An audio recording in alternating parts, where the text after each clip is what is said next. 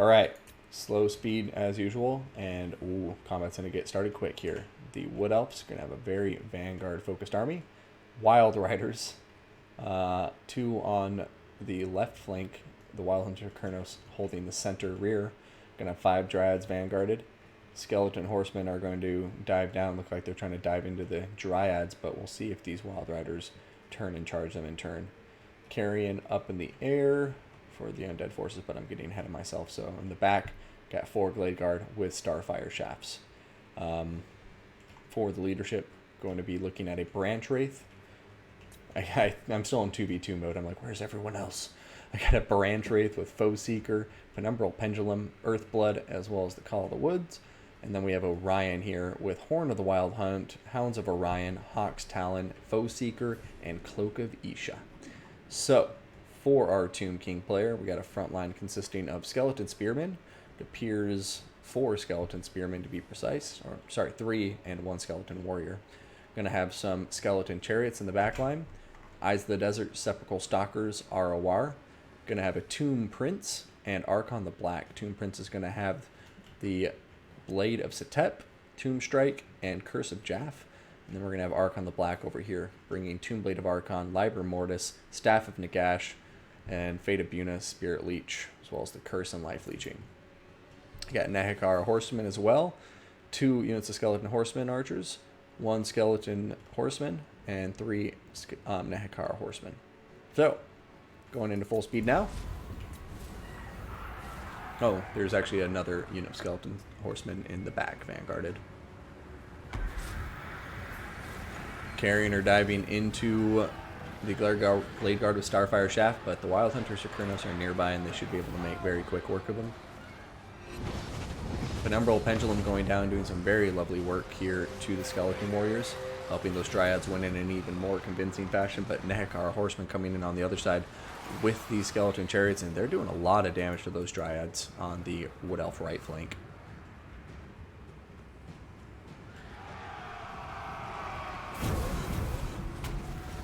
Ooh, Eyes of the Desert getting focused now by the Glade Guard with Starfire Shafts.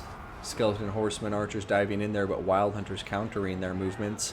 And all this Tomb King cavalry is just going to get dominated by the Wood Elf cavalry here. We're going to see an Earthblood go down. Unfortunately, it's only going to hit Orion. I think it was intended to hit the Wild Riders and Orion, but not going to happen. It's a difficult thing to do when both units are in motion after all. Sepulchral Stalkers seem like they're doing okay so far, not taking too much damage.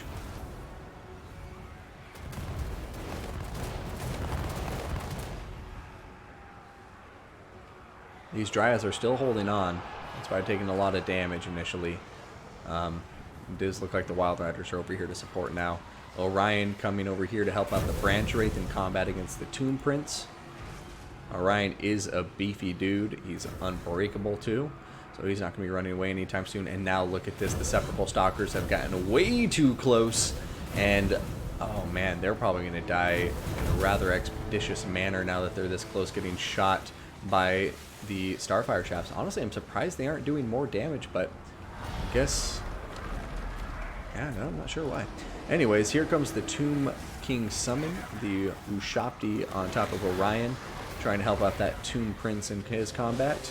We're also going to be suing, oh man, some devastating damage coming from the breath attacks of these Eyes of the Desert Sepulchral Stalkers. And when I say breath attacks, I should be clear, it's not like a dragon breath attack, it's just they shoot venom out of their face. And, oh, look at the work it's doing. Blade of Setep is on top of him too, debuffing his armor, physical resistance. Yeah, this is a really close one, but it does look like these Glade Guard with Starfire Shaft are going to be able to do enough damage to take care of the Eyes of the Desert Sepulchral Stalkers.